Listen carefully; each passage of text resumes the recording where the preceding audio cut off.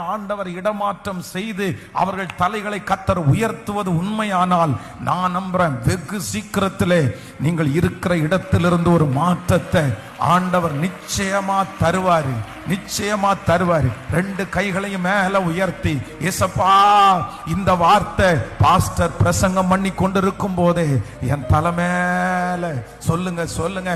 எங்க அம்மாவும் இதே இடத்துல தானே உட்கார்ந்தாங்க, எங்க அப்பாவும் இதே தெருவில் தானே கஷ்டப்பட்டாரு, எங்க முன்னோர்களும் இதிலே தானே கஷ்டப்பட்டாங்க. பல ஜெனரேஷனா, பல குடும்பமா, ஒருவேளை ஒரு முன்னேற்றம் கூட இல்லாம, அடுத்த படி எங்கேயுமே போகாம, நாளுக்கு நாள் கீழான இடத்துல நீங்க போயிட்டு இருக்கலாம். இப்ப இந்த வாக்குத்தத்தத்தை சொல்லி கையை உயர்த்தி Raja, yes yes yes, praise the Lord. இப்படி இருந்தா நான் அடுத்த லெவல் எப்படி போவேன்னு எனக்கு தெரியல, அடுத்த இடத்துக்கு எப்படி என்ன கொண்டு போவீங்கன்னு தெரியல, எனக்கு எப்படி வழி திறக்கும்னு எனக்கு தெரியல.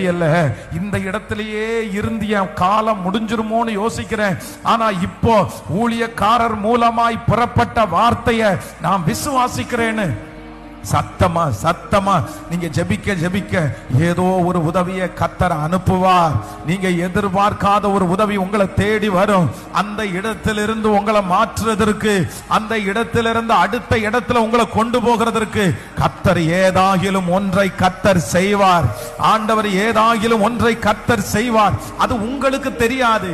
இல்ல, எனக்கு இருக்கிறத பார்த்தா அப்படி நான் போக முடியாதுன்னு நினைக்கலாம். இனி இதுக்கு மேல பதவி இல்லை, இதுக்கு மேல உயர்வு இல்லை. கர்த்தர் நினைச்சார்னா எந்த செங்கடலையும் எனக்காக திறக்கிறதற்கு வல்லவர்.